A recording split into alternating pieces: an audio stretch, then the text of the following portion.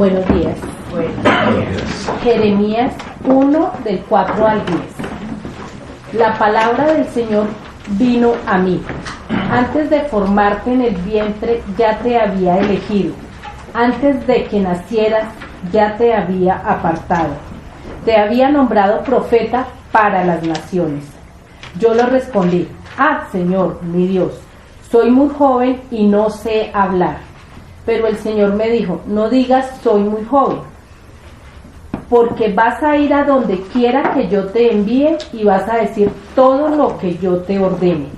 No le temas a nadie, que yo estoy contigo para librarte, lo afirma el Señor. Luego extendió el Señor la mano y tocándome la boca me dijo: he puesto en tu boca mis palabras.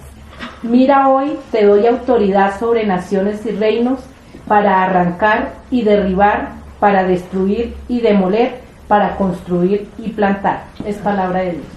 Alabamos, Señor. Buenos días. La siguiente lectura es el Salmo 71. Y pues de ese Salmo 71 los versículos del 1 al 6. En ti, oh Jehová, me he refugiado, no sea yo avergonzado jamás. Socórrame y líbrame en tu justicia. Inclina tu oído y sálvame. Sé para mí una roca de refugio, a donde recurra yo continuamente. Tú has dado mandamiento para salvarme, porque tú eres mi roca y mi fortaleza. Dios mío, líbrame de la mano del impío, de la mano del perverso y violento.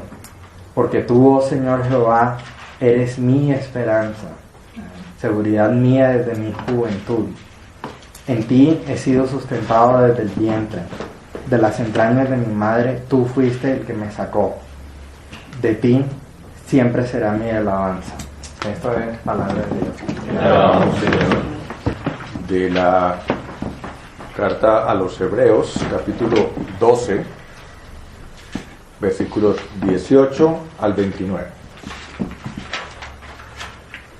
Ustedes no se han acercado a una montaña que se pueda tocar o que esté ardiendo en fuego, ni a oscuridad, tinieblas y tormenta, ni a sonido de trompeta, ni al clamor de palabras que quienes lo oyeron suplicaron que no se les hablara más, porque no podían soportar esta orden. Será apedreado todo el que toque la montaña, aunque sea un animal. Tan terrible era ese espectáculo que Moisés dijo: estoy temblando de miedo. Por el contrario, ustedes se han acercado al monte Sión, a la Jerusalén celestial, a la ciudad del Dios viviente. Se han acercado a millares y millares de ángeles, a una asamblea gozosa, a la iglesia de los primogénitos inscritos en el cielo. Se han acercado a Dios, el juez de todos, a los espíritus de los justos que han llegado a la perfección, a Jesús, el mediador de un nuevo pacto, y a la sangre rociada, que habla con más fuerza que la de Abel. Tengan cuidado de no rechazar al que habla, pues si no escaparon aquellos que rechazaron al que los amonestaba en la tierra, mucho menos escaparemos nosotros si le volvemos la espalda al que nos amonesta desde el cielo.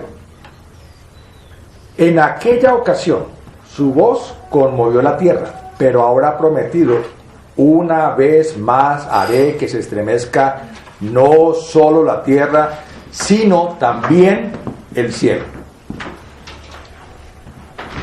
La frase "una vez más" indica la transformación de las cosas movibles, es decir, las creadas, para que permanezca lo inconmovible.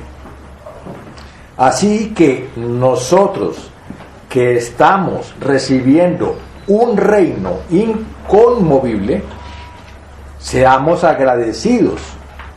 Inspirados por esa gratitud, adoremos a Dios como a Él le agrada, con temor reverente, porque nuestro Dios es fuego consumidor. Palabra del Señor. Ahora le corresponde a César, quien acepta siempre con mucha disponibilidad y agrado nuestra invitación a compartir este púlpito. Entonces, para compartirnos la palabra. Bienvenido, César, y muchas gracias. Amado Padre, te doy gracias por César, este siervo tuyo silente, como somos verdaderos siervos, Señor, sin tanta pretensión, sino con el honor de la modestia. Gracias, Padre, por este siervo tuyo que nos acompaña hoy. Bendícele, Padre. Dale toda la emoción de tu palabra. Quita de nosotros y de él cualquier torpeza, Señor. Que fluya tu palabra como un río entre nosotros. Y que tu Espíritu Santo nos acompañe a todos. Pon en su boca, Señor, lo que sea menester que tú nos digas. Escucha, Padre, nuestra oración. Buenos días. La verdad es que uno se pregunta si son buenos los días, ¿no? Uno se pone a mirar por la televisión y ve allí en la 24 unos combates entre la fuerza pública y unos caballeros vestidos de negro que se arrojan cosas. Por otra parte, a mí me impacta el desarrollo de este caso del joven Salamanca, donde ahora va a la cárcel. Pero a mí lo que me impacta realmente fue lo que ocurrió. Este muchacho salió con sus amigos, se tomó unos tragos, se montó en un carro, se estrelló contra un taxi y el resultado fueron 2 personas muertas y un hombre que va a estar inválido el resto de su vida. Pero yéndonos un poquito más hacia atrás, yo pienso en esas situaciones. Me conmovió mucho el caso del muchacho fanático de Millonarios, que estaba tratando de generar un clima de paz y concordia en ese contexto, que fue asesinado en Cali a raíz de un partido de Millonarios y a raíz de una camiseta azul. Y no es que yo sea partidario de Millonarios, sino que lo que me conmueve es eso. Y entonces, cuando uno empieza a mirar así, se pregunta uno y se va un poquito al pasado y dice, oiga, yo les confieso que yo me tomé mis tragos, ¿cierto? Y yo les confieso que he hecho barbaridades. Y yo me pregunto, ¿qué pasa? ¿Qué es lo que hay en común entre estos muchachos que están allá violentamente? ¿Qué es lo que hay en común con estos fanáticos o con estas personas jóvenes y viejos que se emborrachan y estrellan un carro contra cualquier persona y matan a una persona? Y entonces yo diría, bueno, si yo le pregunto a un sociólogo, a un psicólogo, me van a decir que bueno, tiene un problema de crianza cuando estaba chiquito, lo abandonó el papá, sufrió un rechazo y todas esas cosas, pero yo veo la cosa con tantas cosas y tantas personas que incluso no han tenido el rechazo del papá, que también están metidos en esos líos, que yo me pregunto, ¿qué es lo que pasa? Y entonces uno empieza a observar personas que encadenan la rebeldía con una violencia desenfrenada. Hombres y mujeres jóvenes y viejos que equivocadamente ligan el alcohol con el machismo y la diversión. O hinchas quienes equivocadamente vinculan el triunfo de su equipo con la destrucción de los hinchas del otro equipo. Sin embargo, todas estas personas en el fondo están atadas con esas situaciones. Y nosotros mismos estamos atados a algo. Y de eso, esa es la reflexión que me trae el texto que vamos a ver hoy. En el capítulo 3, en los versículos 10 a 17, el evangelista Lucas nos muestra cómo Jesús trata a 2 seres humanos amarrados. En un caso, la atadura es fácilmente percibible, pero en el otro caso la atadura es más sutil y difícil de percibir. Pero en ambos casos, solo Dios puede desatarlos y desatarnos para que podamos cumplir nuestro propósito primordial, que es dar gloria a Dios. Por inspiración de Jimenita, hubiera querido llamar a esta charla Amarrados, pero es más bíblico y significa lo mismo, atados. Entonces el título que le he puesto es Atados. Vamos a leer el texto, por favor. Enseñaba Jesús en una sinagoga en un día de reposo. Y había allí una mujer que desde hacía 18 años tenía espíritu de enfermedad y andaba encorvada y en ninguna manera se podía enderezar. Cuando Jesús la vio, la llamó y le dijo: mujer, eres libre de tu enfermedad. Y posó las manos sobre ella y ella se enderezó, se irguió y glorificó a Dios.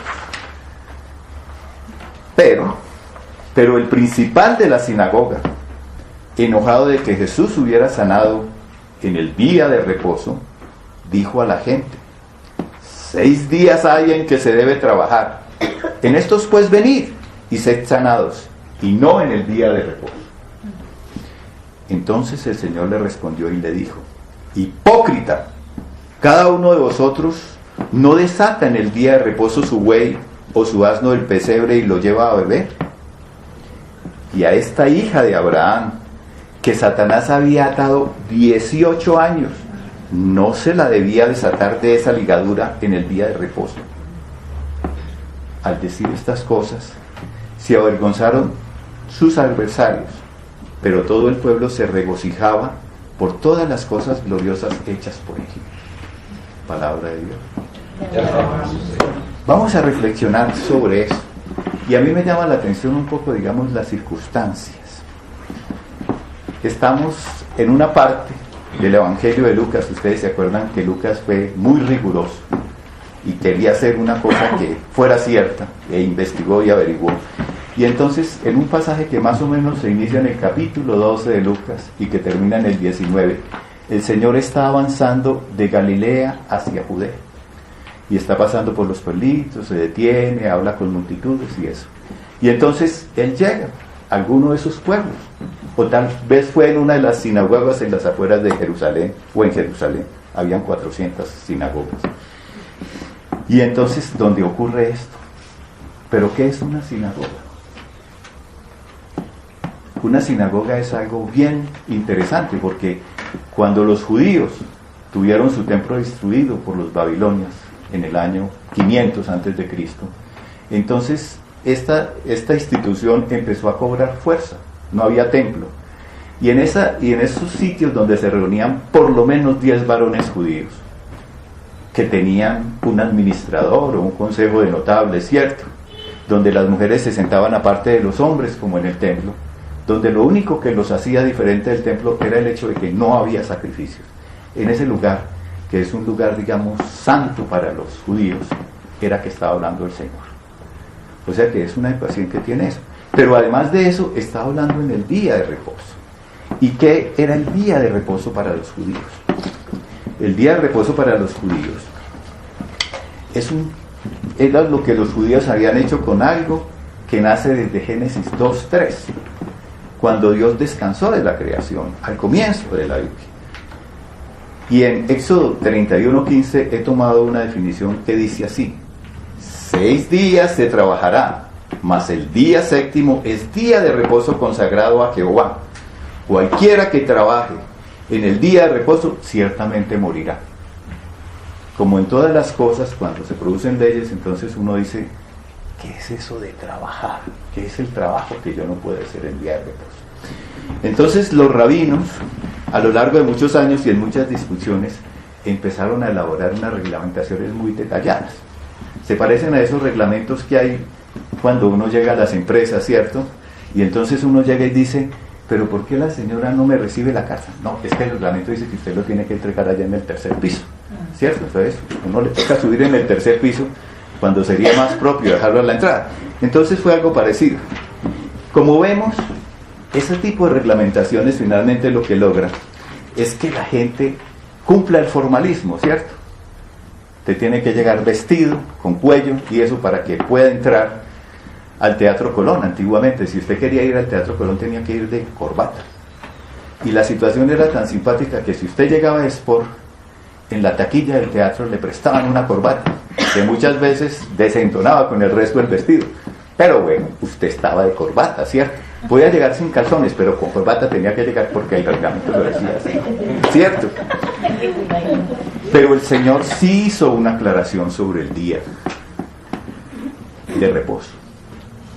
Y como en los casos, digamos, ustedes se acuerdan sobre la no matar, que Él dijo que era lo que significaba no matar y fue más allá del hecho de no matar. En este caso Él dijo, el día de reposo fue hecho por causa del hombre y no el hombre por causa del día de reposo. Por tanto, el Hijo del Hombre es Señor aún del día de reposo. Bien interesante eso. Fíjense ustedes que Jesús va camino a Jerusalén, donde va a ser crucificado y donde va a morir. Y Él lo sabe. Yo no diría, con una expresión que utilizamos en mi juventud que decía, está quemando los últimos cartuchos. Está dando las últimas enseñanzas a su pueblo. Fíjense ustedes que hace 8 días, en un pasaje que está dentro de este mismo parte del Evangelio de Lucas, Jesús nos advirtió sobre el desfallecimiento, la necesidad de perseverar en todas las circunstancias para llegar a alcanzar el triunfo. Jorge nos hablaba de una maratón, ¿cierto? Hay que perseverar y darle para llegar a tener el galardón. En este caso, el Señor nos está advirtiendo sobre las ataduras que hay. Veamos estas ataduras. Entonces, el primer tema que queremos mirar es el caso de la mujer. La mujer atada. Pensé en la atadura de la mujer, pero finalmente me quedé con la mujer atada. Y va de los versos 11 al 13. Y dice, y había allí una mujer que desde hacía 18 años tenía espíritu de enfermedad y andaba encorvada y en ninguna manera se podía enderezar. Cuando Jesús la vio, la llamó y le dijo, mujer, eres libre de tu enfermedad. Y puso las manos sobre ella y ella se enderezó luego y glorificaba a Dios. Es muy impactante y uno envidia, digamos, la capacidad que tiene Lucas con unas pocas palabras de decir cosas terriblemente profundas. El texto nos habla de una mujer, no da su nombre, ni la distingue por nada diferente al hecho de su condición física. Esta mujer lleva un espíritu de enfermedad desde hace años, 18 años. Está atado por este espíritu que la hace caminar encorvada, sin poderse enderezar de ninguna manera. Y ella está allí, en la sinagoga, en la parte de las mujeres, y oyendo al maestro visitante. ¿Cómo puede sentirse esta mujer? ¿Cómo se la imaginan ustedes?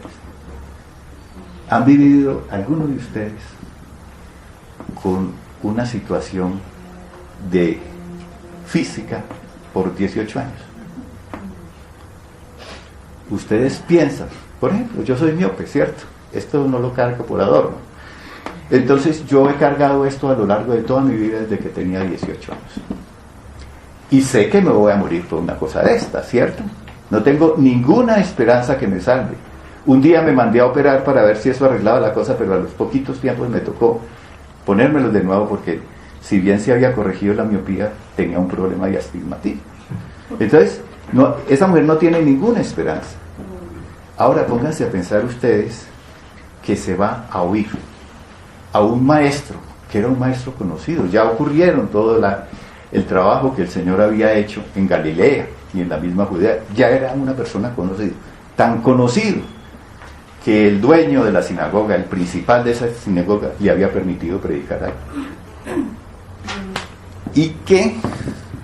Y uno dice, bueno, oyendo la fama de Jesús, esta mujer, ¿por qué no llegó y le dijo, Señor, sáname?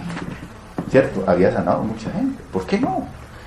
Entonces uno piensa que esta señora después de esos 18 años ya aceptaba el hecho, ya había desfallecido, si ustedes quieren, y ya sabía que iba a quedar así completamente.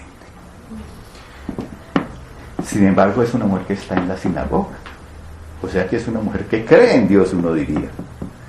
ella en ese momento inicial no hace ninguna súplica de sanidad, no hay una manifestación de ser, no, nada, ella no espera nada, pero de repente algo ocurre, ¿sí? Jesús la ve. Ese maestro famoso que está hablando, ese conferencista extraordinario que está hablando, la vio. ¿Y saben qué? Y la llamó. Piensen ustedes en Jeremías, allá en el pasaje que nos leyó Constanza, ¿cierto? En que el Señor le dice, te llamo, ¿cierto? Así lo titulan en algunas Biblias. Entonces la ve y la llama. Y ustedes se pueden imaginar el susto de esa mujer cuando la llama. Señora, venga aquí. Mujer, venga. Él la oyó. Ella lo oyó. Si no, no hubiera pasado adelante y él no lo hubiera podido tocar, ¿verdad? Y entonces la llama y le dice, mujer, eres libre de tu enfermedad. Oiga, qué cosa tan extraordinaria. Yo me pongo a pensar que Jesús no ha cambiado su enseñanza. Ahí nos está enseñando algo, nos está diciendo algo con eso. Ha pasado de una modalidad de clase magistral donde uno habla, a una clase, a una situación vivencial. Ha desatado a una mujer amarrada por 18 años por el espíritu demoníaco. Así lo llama él en el versículo 16. Y todos los asistentes, todos, absolutamente todos, porque así estaba dispuesta la sinagoga, en el centro estaba el sitio donde la persona que predicaba, que explicaba la palabra estaba, y alrededor estaban los asistentes, o sea que cuando esa mujer pasó allá, lo cual ya es una cosa rara para los judíos de la época, porque es un hombre que se preocupa por una mujer públicamente, ¿cierto? Sin embargo, todos lo vieron. Cuando la mujer, respondiendo al llamado de Jesús, se ha acercado. Ustedes se acuerdan que estábamos leyendo, no se ha acercado al trono, ¿cierto? Sino se ha acercado ¿a quién? Se ha acercado, y esa es una expresión bellísima de Hebreos, que dice, se ha acercado a Jesús, el mediador del nuevo pacto. ¿Cierto? Ni más ni menos que esa mujer se ha acercado a Jesús. Ha dejado el puesto entre las mujeres y se ha llegado a Jesús. Jesús la ha tocado. Ella se irguió, dio prodigio. Después de 18 años, ella se irguió. Y eso me impacta mucho, porque es decir, esa mujer que había estado agachada, fregada, ¿cierto? Ustedes, allá va la jorobadita, ¿cierto? Esa mujer que posiblemente tendría grandes complejos a raíz de su situación física, esa mujer se levanta. ¿Y qué hace esa mujer? Que es lo más conmovedor. Da gloria, glorifica a Dios. Empieza a cumplir el propósito por el cual el Señor la trajo a la vida y por el cual nos trajo a cada uno de nosotros. Ya, la verdad, hay una primera conclusión en este pasaje, y en este es: Jesús ve nuestras ataduras. Él nos llama. Y si lo oímos y acudimos a su llamada, Él, permítame en la cacofonía, desatará la armadura. Y quedaremos libres para glorificar a Dios, que es el fin último que trasciende la vida. La verdad es que en este punto uno piensa que la enseñanza está casi completa, pero continuamos. Y pasamos a nuestro segundo punto. Vimos el entorno en que ocurrió la cosa, vimos a la mujer atada y ahora veamos al hombre atado.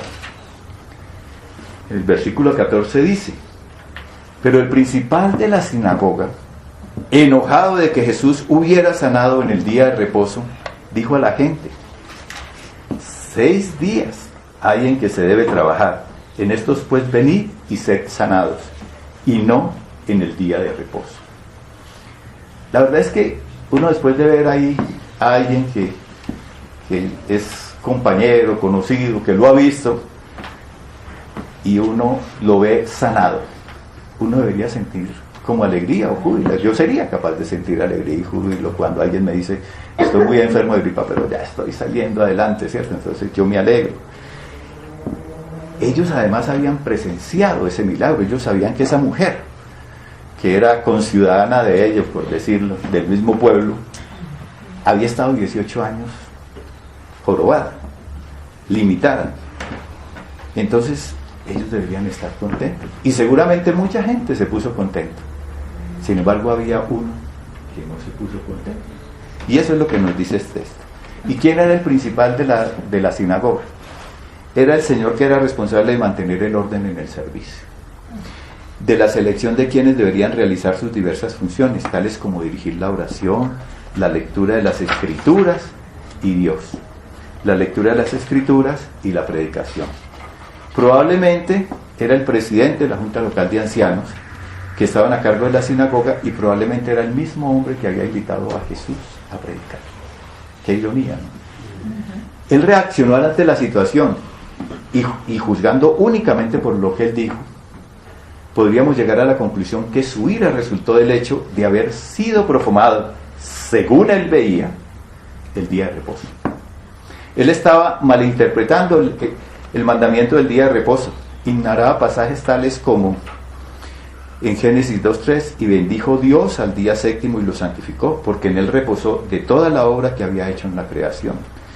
Hay un pasaje que es de Isaías 58, del 13 a 14, dice: si retrajeres del día de reposo tu pie, de hacer tu voluntad en mi dedo santo, y lo llamares delicia, santo, glorioso de Jehová, y lo venerares, no andando en tus propios caminos, ni buscando tu voluntad, ni hablando de tus propias palabras, entonces te deleitarás en Jehová, y yo te haré subir sobre las alturas de la tierra, y te daré a comer la heredad de Jacob tu padre, porque la boca de Jehová ha hablado.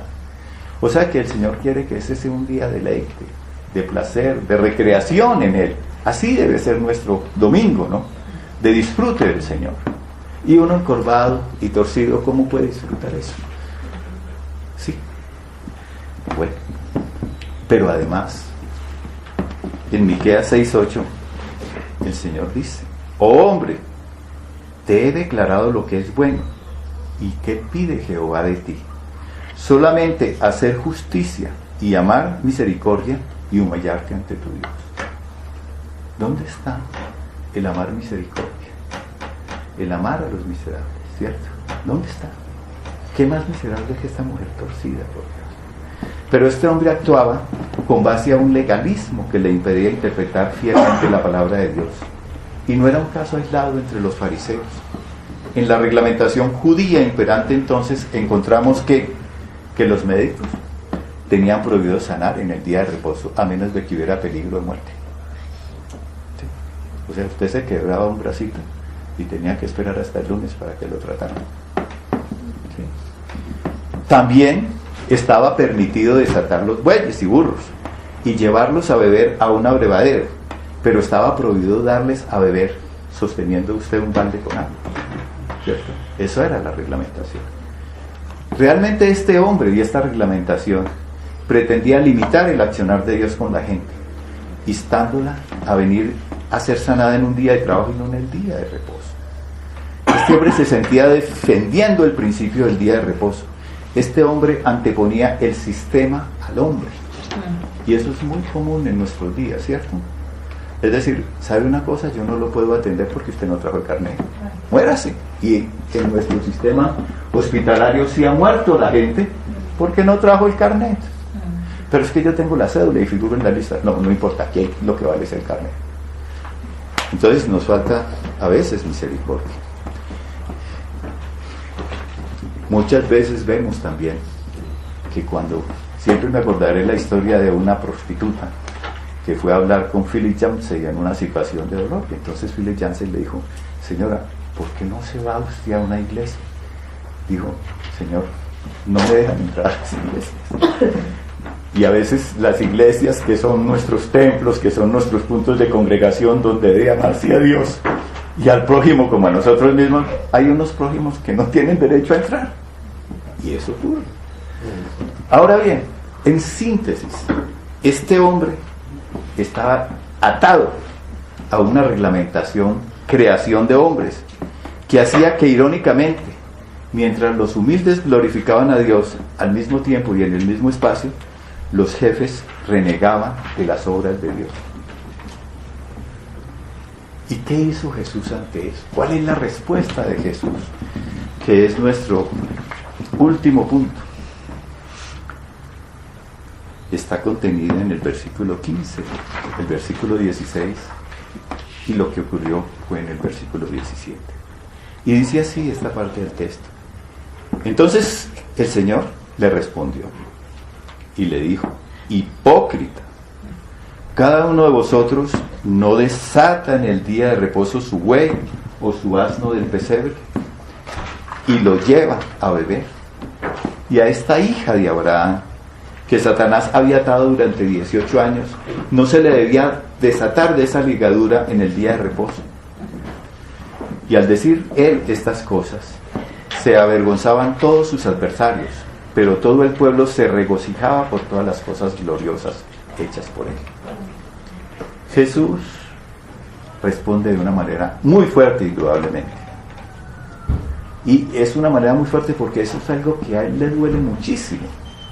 En un pasaje del Evangelio de Marcos, cuando él estaba en el templo, ocurrió esto, cuando él estaba con los fariseos, y llegó un hombre con una mano seca. Entonces él les dijo, y era un día de reposo, él les preguntó, les dijo: oigan, ¿es lícito curar en día de reposo? Ellos no respondieron, se quedaron callados. Y entonces, mirándolos alrededor con enojo, entristecido por la dureza de sus corazones, dijo al hombre: extiende tu mano. Y él la extendió y la mano le fue restaurada sana. La actitud del principal no solamente le duele al Señor, sino que no le agrada. Entonces creo que ahí hay un aprendizaje para nosotros, ¿cierto? Y es un aprendizaje de amor hacia los demás, y un amor que no se queda en una situación de omisión, como orábamos al comienzo, sino un amor que se extiende y que hace. Jesús le respondió directamente a él. No fue como el principal que llegó y le dijo: bueno, aquí la gente tiene que venir a sanarse en los días de trabajo, no en el día de reposo. Jesús le dijo a él. No buscó mandarle la razón, como este pretendió hacerlo indirectamente, de una manera hipócrita. Y este hombre es un hipócrita no solamente por la manera como se comportó en ese momento, sino porque también pretendía ser defensor del día de reposo, con base en tradiciones humanas que ignoraban el espíritu de la ley. La conclusión es interesante porque dice así, que el principal, cuando oyó esto, y los que estaban con él, digamos su círculo, se avergonzaron. Pero avergonzarse es muy triste, porque usted, ¿cuándo se avergüenza? Cuando usted se siente mal, ¿cierto? Cuando de repente usted quedó mal, cuando hizo el oso, usted se avergüenza, ¿cierto? Pero no hay arrepentimiento. Entonces, a pesar de que el Señor le marcó la nota al Señor, él no lo quiso oír, ¿cierto? Y es importante oír al Señor. Nos lo dice Hebreos en este pasaje también. Hay soberbia en este hombre, no hay arrepentimiento, y hay una atadura de este hombre con ese legalismo. Y él todavía no la ve. Él no se da cuenta que está orando mal. Como dijo el Señor alguna vez hablando con los fariseos: no hay peor sordo que el que no quiera oír. Este hombre no oyó. Y ya sabemos por Hebreos qué le pasa a los que no oyen, ¿cierto? Yo creo que el sentido del Señor es muy claro. Nosotros tenemos nuestras ataduras. Él nos ve y Él nos llama. Nosotros tenemos que oír y tenemos que acercarnos a Él y dejar que Él obre en nosotros para que nos sane nuestras ataduras. Eso sería la conclusión. Pero yo quisiera leerles un pasaje de una historia que me causó mucho impacto realmente y que me llamó mucho la atención, porque en ese pasaje yo me di cuenta de muchas cosas que me ataban a mí y que debería desechar. Y la historia es la historia de un pastor africano, un negrito, que fue capturado por uno de esos movimientos guerrilleros en alguna de estas naciones del África. Y ellos intentaron que él abjurara de su fe, que renunciara a su fe. Y como él se negó a hacerlo, con una valentía que uno quisiera tener, si viviera una circunstancia de esas, y que uno debería tener, entonces lo condenaron a muerte. Y el día antes de que lo ejecutaran, esa noche él se sentó y en un pedazo de papel escribió lo siguiente: participo de la comunidad de los que no se avergüenzan. Tengo el poder del Espíritu Santo. La suerte ha sido echada. Me pasé al otro lado. Me decidí. Soy su discípulo. No miraré para atrás, ni abandonaré, ni me retrasaré, ni me retractaré. Mi futuro está asegurado. Terminé con la mala calidad de vida, con hacer lo que me parecía. Hacer planes chicos, mis rodillas lisas, mis sueños en blanco y negro, mis visiones chatas, mi cháchara mundana, el dar escaso y mis metas enanas. Ya no necesito más ser prominente, próspero, tener buena posición social, ascensos, aplausos o ser famoso. Ya no tengo que tener siempre la razón. Ser el mayor, ser reconocido, alabado, considerado o recompensado. Ahora, vivo por presencia, me apoyo en la fe, amo porque tengo paciencia, me elevo en oración y trabajo por poder. Mi cara es serena, mi paso es rápido, mi meta es el cielo, mi camino es angosto, mi senda es áspera, mis compañeros son escasos, mi guía confiable, mi misión clarísima. No me compran, ni me vendo, no transijo ni entro en componendas. Tampoco me convenzan que cambie de idea, ni me tientan para que me aleje, me deje engañar o demorar. No me arrugo frente al sacrificio, no vacilo en presencia de la adversidad, ni negocio en la mesa del enemigo. Tampoco considero remojarme en la piscina de ser popular o pretender ser querido por todos, ni vitrineo en el laberinto de la mediocridad. No me rendiré, ni callaré, ni renunciaré hasta que haya predicado, orado, pagado, almacenado y quedado por la causa de Cristo. ¿Qué les parece? ¿Qué les parece? ¿Qué puedo decir? Me siento avergonzado. Por ejemplo, Señor, en cierta manera quiero llegar a ti, quiero oírte y acercarme a ti, Señor, porque tengo tantas ataduras, quiero hacer tantas cosas, no tengo paciencia, Señor, soy violento, quiero resolver las cosas de mi manera, no de tu manera, Señor. Tantas veces que yo no te oigo, perdóname, Señor, perdóname, Señor. No me dejes olvidar que mi fin primordial es darte gloria a ti. Yo te pido para mí y para todos los de esta congregación, Señor, que me des la claridad de ser como tú, de tener tu fe, de andar un camino que sé que va a ser difícil, donde quizás muchas veces voy a ser rechazado, pero Señor, que yo te oiga y que yo te siga a ti en todos los aspectos. Y esto te lo pido, Señor, con temor y temblor, porque mi humanidad me arrastra, Señor, mi carnalidad me arrastra, mis miedos me arrastran, Señor. Pero yo te lo pido de corazón, dame el valor para hacerlo, dame el valor para reconocerme como miembro de tu iglesia y para vivir lo que tú me enseñas en tu palabra. Yo te lo pido todo en nombre de tu Hijo, y te lo pido no solamente para mí, sino para mis hermanos. Y te lo pido en nombre de tu Hijo, el Señor Jesucristo, y te doy gracias. Amén. Amén.